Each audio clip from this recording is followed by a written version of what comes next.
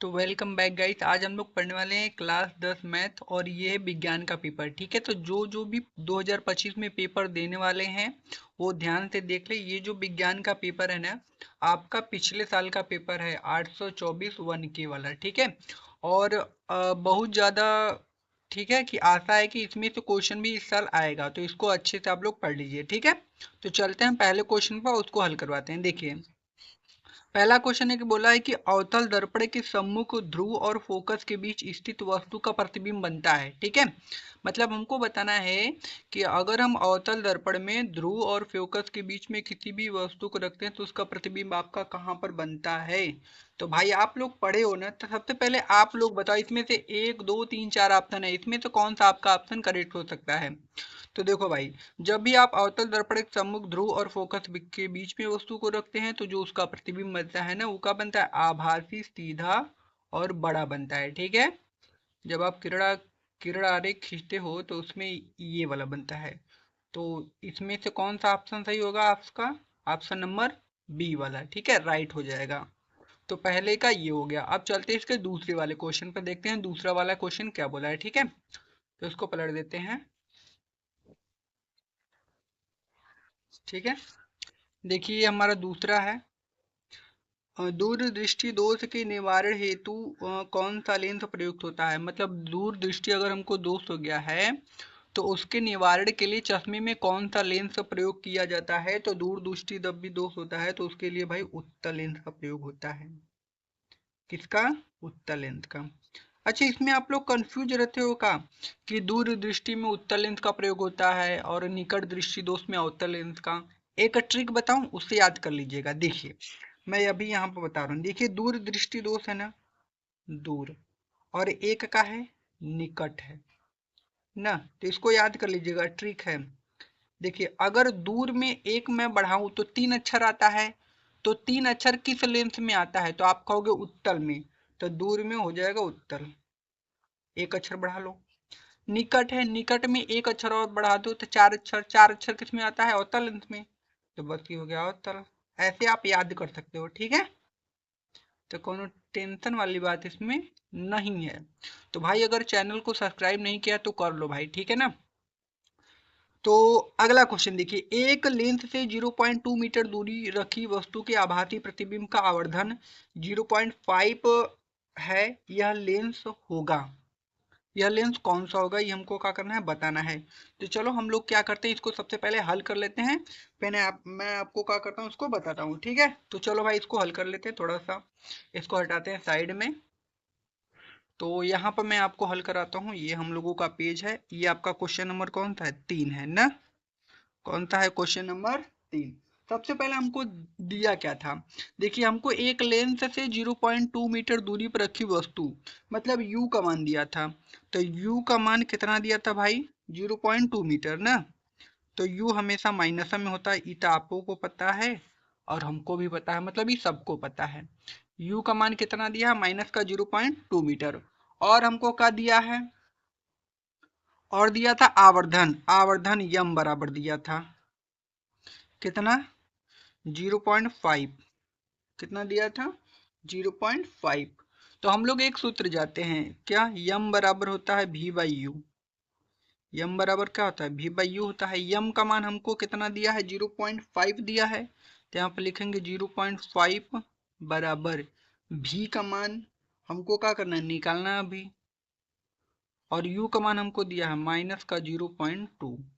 अब v बराबर निकालेंगे, यहाँ से तो क्या होगा हम लोगों का, v बराबर इसका इसमें गुणा हो जाएगा, तो v बराबर 0.5 का 0.2 में गुणा करोगे तो 0.10 आएगा ना, मतलब 0.10। ठीक है, और वो भी माइनस में, तो इसको हम ऐसे भी लिख सकते हैं, माइनस का 0.1 खाली। ठीक है, इतना भी आप लिख सकते हो ना। और ये किस में आएगा, मीटर में। तो ये हमारा किसका मान आ गया, v का मान। ये किसका मान हमको मिला है, v का मान। अभी हमको क्या निकालना है भाई, तो अभी हमको इसमें निकालना है एफ का मान, फोकस। ठीक है, तो हम लोग फार्मूला जानते हैं लेंस का। लेंस का फार्मूला क्या होता है कि 1/f बराबर क्या होता है, यहाँ पर देख लेते हैं, 1/f बराबर वन अपान भी माइनस का क्या होता है 1/u। ठीक है, तो 1 देखिए हमको एफ का वैल्यू तो निकालना है, तो इसको रहने देते हैं। बराबर में 1/v का मान देखिए अब हमने निकाला है, कितना निकाला है माइनस का 0.1, तो लिखेंगे माइनस का 0.1 ना। अब देखिए यहाँ पर माइनस है, रहने दीजिए, एक माइनस लगाओ भाई। अच्छा देखिए माइनस माइनस प्लस हो जाएगा, देखिए u का मान है माइनस का 0.2, तो माइनस यहाँ पर है और माइनस यहाँ भी है, तो माइनस माइनस का हो जाएगा प्लस, तो चलो प्लस लगा देते हैं। और बटे के u का मान 0.2, सही है, कोनो दिक्कत नहीं यहाँ तक। ठीक है, तो 1/f बराबर, अभी 10 में हटाओगे तो ऊपर 10 हो जाएगा, तो खाली माइनस का 10 और नीचे 1 आएगा, तो उसका मतलब कुछ नहीं होगा, प्लस। फिर ही 10 में हटाओगे तो ऊपर 10 और नीचे कितना हो जाएगा 2, 2 से 10 को काट देंगे 5 बार में, तो 1/f बराबर कितना हो जाएगा माइनस का 10 और प्लस का कितना हो जाएगा 5, तो 1 यहाँ 1/f बराबर कितना हो जाएगा माइनस का 5। ठीक है, तो अगर हम इसको पलट दें f बराबर निकालें तो 1/-5 आ जाएगा, इसके नीचे 1 मान लेंगे ना, 1 ऊपर जाएगा 5 नीचे आएगा, तो खाली f बराबर निकालेंगे तो हम इसका भाग देंगे तो इसमें कितना आ जाएगा 0.2, तो माइनस का 0.2 मीटर, मतलब जो f का मान था वो कितना आ गया माइनस का 0.2 मीटर। तो f दूरी का मान क्या होता है ऋणात्मक होगा, ऋणात्मक क्या दर्शाता है कि जो फोकस दूरी का मान होगा वो क्या होता है ऋणात्मक होता है। ठीक है, तो इसमें का जो आंसर होगा आपका, ठीक है, तीसरा का,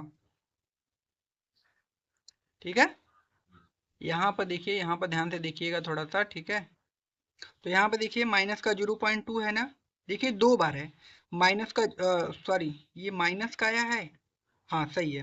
देखिए 0.2 मीटर फोकस दूरी का अवतल लेंस और 0.2 मीटर दूरी का उत्तल लेंस, तो अवतल लेंस होगा क्योंकि अवतल लेंस माइनस में होता है ना, तो जो इसका आंसर होगा ये वाला आपका हो जाएगा। इसमें कहीं दिक्कत आपको नहीं होनी चाहिए, मैंने बहुत ही अच्छी से आपको एकदम डिटेल में बता दिया। अवतल लेंस होगा, अवतल लेंस क्यों होगा क्योंकि हमारा आंसर जो है माइनस में आया है। ठीक है, अगर प्लस में आता तो यही उत्तल लेंस होता है 0.2 वाला। ठीक है ना, इसमें कहीं भी डाउट नहीं होना चाहिए। ठीक, अब आगे वाले क्वेश्चन पर चलते हैं। ये वाला क्वेश्चन तो आप लोगों ने अच्छे से हल कर लिया ना, इसका स्क्रीनशॉट लेना चाहते हो तो आप लोग ले सकते हो। ठीक है, कोई डाउट नहीं होनी चाहिए। भाई चैनल को सब्सक्राइब कर दीजिए क्योंकि आपको, आप लोगों के लिए बहुत ही मेहनत हम लोग करते हैं। अच्छा लगे तो करना, नहीं अच्छा लगे तो कोई ज़रूरत नहीं है। ठीक है ना भाई, अगर आपको हेल्प मिलेगी तभी सब्सक्राइब करो भाई, वरना कोई ज़रूरत नहीं है यार। अगर आपको नहीं समझ आया तो क्यों करोगे, फालतू का है कि नहीं। जिससे हमको फ़ायदा होता है हम लोग वहीं जाते हैं। तो अगर आप लोगों को वीडियो अच्छा लगेगा और थोड़ा सा हेल्प होगा तब सब्सक्राइब करना, वरना मत करना। ठीक है भाई, ईमानदारी बहुत जरूरी है। देखो, जब श्वेत प्रकाश के प्रिज्म से गुजरता है तो प्रिज्म के आधार की ओर अधिकतम झुकी हुई प्रकाश का किरण का रंग होता है। जल्दी से बता दो भाई कौन सा रंग होता है। तो आप लोगों को भी पता है और हम लोगों को भी पता है, क्या होता है भाई, बैगनी होता है। क्या होता है, बैगनी। क्या होता है, बैगनी। तो इसका आंसर क्या हो जाएगा, बैगनी। अब देखो अगला क्वेश्चन, अगला क्वेश्चन कि R1 R2 प्रतिरोधों के दो समांतर क्रम में जोड़े जाते हैं, इनका तुल्य प्रतिरोध होगा। तो इनका हमको तुल्य प्रतिरोध बताना है कि इसका तुल्य प्रतिरोध क्या होगा। ठीक है, तो मैं आपको बता दूं इसको हल करके, चलो बता देता हूँ। इसको थोड़ा सा हटाते हैं साइड में और फिर आपको मैं इसको पलट देता हूँ फिर बताता हूँ। ठीक है, इसका तुल्य प्रतिरोध देखिए, दो ठे है और इसको दो प्रतिरोध है, इसको समांतर क्रम में जोड़ा जाता है ना, तो 1/r बराबर दो प्रतिरोध, उसको मान लेते हैं पहला R1 है पहला प्रतिरोध और दूसरा का है भैया R2 है। ठीक है, तो 1/r बराबर इस R1 अब गुणा कर देते हैं। ठीक है, तो R2 पहले लिखो या R1, मतलब एक का है तो ऊपर हो जाएगा R1 प्लस का क्या हो जाएगा R2 ना, और नीचे का हो जाएगा R1 इंटू के R1 गुड़े के का हो जाएगा R2 हो जाएगा ना, आप लोगों को आता है। इसको पलटेंगे तो R बराबर क्या हो जाएगा, ये ऊपर जाएगा R1 गुड़े के का हो जाएगा R2 और नीचे का हो जाएगा R1 प्लस का हो जाएगा R2। ठीक है, यही हमारा क्या हो जाएगा इसका राइट आंसर। तो आप लोग देख लीजिए इसमें कहाँ पर है भाई ये वाला, तो यहाँ पर देखिए ये वाला हमारा यहाँ पर है ना, तो ये वाला हमारा हम लोगों का क्या हो जाएगा एकदम राइट आंसर।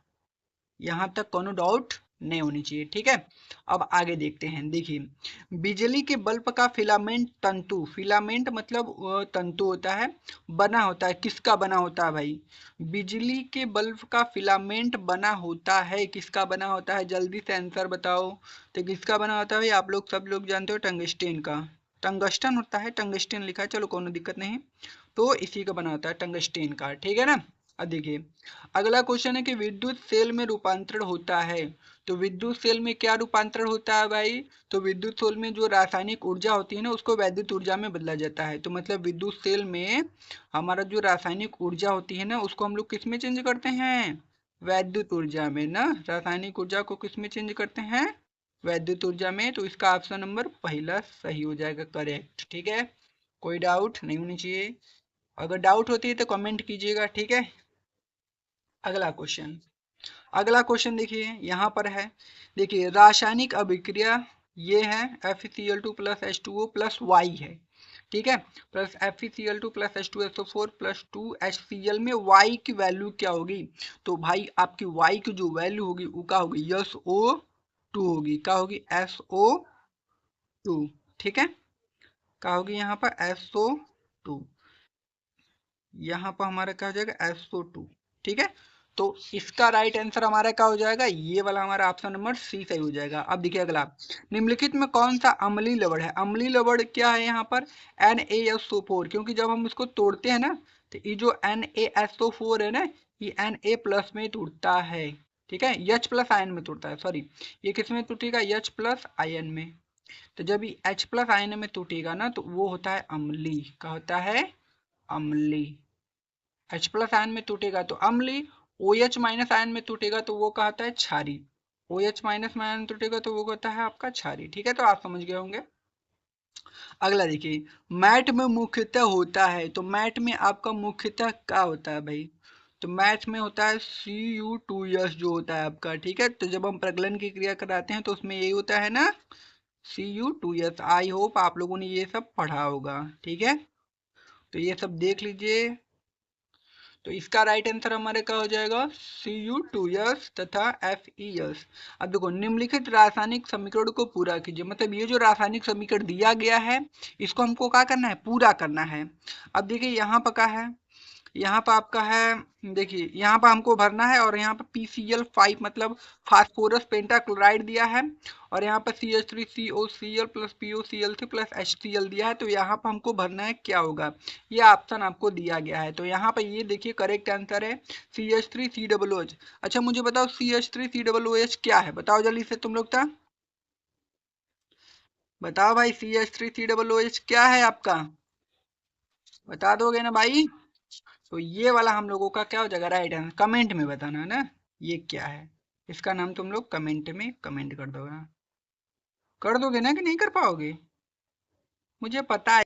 तो भाई लाइट कट गई थी थोड़ा, उसके लिए समझ आते हैं, यहाँ पर देखिए CH3 का हो जाएगा COOH, इसका नाम आप लोग कमेंट में वैसे कर दीजिएगा, और ठीक है। तो यहाँ पर हम लोग क्या भरेंगे CH3COOH, मतलब बी वाला हमारा करेक्ट आंसर, यहाँ पर लिखेंगे CH3, ठीक है, COOH ना एसिटिक अम्ल, ठीक है, तो इसका नाम एसिटिक अम्ल है, और सॉरी मैं तो बता दिया, चलो कमेंट कर देना फिर भी, ठीक है, किसको किसको पहले से पता था। अब देखो उभयधर्मी ऑक्साइड क्या होता है, तो उभयधर्मी ऑक्साइड हमारा क्या होता है भाई, तो वो होता है Al2O3, उभयधर्मी ऑक्साइड हमारा क्या होता है Al2O3। तो इसका जो राइट आंसर होगा ये वाला हमारा हो जाएगा उभयधर्मी ऑक्साइड Al2O3, ठीक है ना। अगला देखिए प्रोपेन का रासायनिक सूत्र क्या है हमारा, प्रोपेन का रासायनिक सूत्र हमारा है C3H8, प्रोपेन का हमारा रासायनिक सूत्र का होता है C3H8, कैसे कैसे होता है भाई, देखिए C single bond C single bond C, और इसके भाई सबसे नजदीक क्या होता है हाइड्रोजन होता है, तो C के सबसे नजदीक हमारा भाई क्या होता है हाइड्रोजन होता है। ठीक है, यहाँ पर क्या हो जाएगा एच, यहाँ पर क्या हो जाएगा एच। ठीक है, 3 3 6 2 8 और ये 3 सिंगल बॉन्ड पे है। तो हमारा क्या होता है मेथ होता है, फिर क्या होता है एथ होता है, फिर क्या होता है प्रोप होता है। तो यहाँ पर सिंगल बॉन्ड पे है तो प्रोपेन हो जाएगा। तो हमारा CH3H8 प्रोपेन का रासायनिक सूत्र ये हमारा हो जाएगा। ठीक है, तो भाई जो 13वां है उसका राइट आंसर हमारा क्या हो जाएगा ऑप्शन नंबर बी। तो इसमें भी कोई दिक्कत नहीं होगी, हमको पता है। तो चलते हैं अब अगले वाले क्वेश्चन पर, देखते हैं अगला वाला क्वेश्चन क्या बोला है। ठीक है, तो यहाँ पर देखिए, यहाँ पर क्वेश्चन नंबर आपका 14वां है। हाइड्रा में प्रजनन होता है, तो हाइड्रा में भाई आपके किसके द्वारा प्रजनन होता है, तो आपको पता है भाई मुकुलन के द्वारा आपका हाइड्रा में प्रजनन होता है। किसके द्वारा होता है भाई, मुकुलन के द्वारा। ठीक है, अगला क्वेश्चन, पाइरूवेट के विखंडन की प्रक्रिया संपन्न होती है। तो पाइरूवेट के विखंडन की प्रक्रिया संपन्न होती है, किसमें संपन्न होती है आपका भाई 15वां बताइए जल्दी जल्दी। तो आपको किसमें होता है, माइट्रोकांडिया में होता है भाई। किसमें होता है, माइट्रोकांडिया में ये आपका होता है। ठीक है, तो इसमें कोई दिक्कत नहीं। देखिए अब अगला, मनुष्य में वृक्क किस तंत्र से संबंधित है। जो मनुष्य में वृक्क जो होता है वो किस तंत्र से संबंधित है, तो आपका किससे संबंधित है, तो उत्सर्जन से। किससे संबंधित है भाई हमारा, उत्सर्जन से। ठीक है, अगला क्वेश्चन देखते हैं 17वां क्या है कि मेंडल ने अपनी प्रारंभिक शिक्षा प्राप्त की थी। तो मेंडल ने ना अपनी प्रारंभिक शिक्षा ने गिरजाघर में प्राप्त की थी। कहाँ प्राप्त की थी, गिरजाघर में। तो मेंडल ने अपनी प्रारंभिक शिक्षा गिरजाघर में प्राप्त की थी। ठीक है, अगला देखिए, मादा जनन तंत्र के किस भाग में लूप स्थापित किया जाता है। अगला जो हमारा क्वेश्चन है वो बोला है कि मादा जनन तंत्र के किस भाग में लूप स्थापित किया जाता है। तो बताओ 18वां जल्दी जल्दी आप लोग, तो वो कौन सा है भाई, वो आपका है गर्भाशय में। कहाँ पर है भाई, गर्भाशय में। तो अगर कोई क्वेश्चन पूछ दिया कि मादा जनन तंत्र के किस भाग में लूप स्थापित किया जाता है, तो गर्भाशय में। ठीक है, इसमें कोई दिक्कत नहीं, दिक्कत। अगला क्वेश्चन देखते हैं, निम्न में का कौन सा अंग पौधों में नर जननांग का प्रतिनिधित्व करता है। तो कौन सा करता है भाई आपका 19वां बताइए जल्दी से। तो पुंकेसर करता है आपका, कौन सा करता है, पुंकेसर। ये वाला आपका क्या हो जाएगा, एकदम राइट आंसर हो जाएगा। ठीक है, अगला क्वेश्चन क्या है यहाँ पे देख लीजिए। अगला क्वेश्चन, निम्नलिखित में कौन से पर्यावरण मित्र व्यवहार कहलाते हैं। तो ये आपका राइट आंसर पहला हो जाएगा, ये आपका क्या हो जाएगा, इसका राइट आंसर हो जाएगा। ठीक है, अब